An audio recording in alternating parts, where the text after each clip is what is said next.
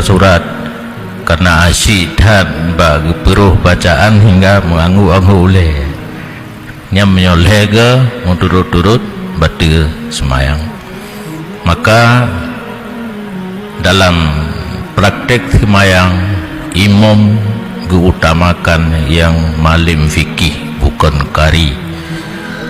Ada hana hafid asai malim fikih nyan nilai yudang ke imam karena lehal yang terjadi menyohana tabut hana tatupu kadang-kadang batu semayang. Orang dengar mangan ke dengar gatu ke bacaan gapai babat dengar Quran karena untuk gelah ke semayang lahen yang hana ubah makna jut lagi iya kana buda iya kana budu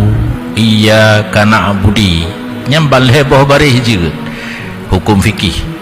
hana gat tu hana syarat. Cuma yang alangkah baik tugat hafid lam hukum fikih mengerti sehingga waktu ta'arud na dua dro calon imam sidro hafid qari hana malim fikih sidro tu malim fikih kurang ra hafid kurang ra qari nyorunyo jadi imam nyojino ka hana rohli ka puturo dengan mendum asai ka qari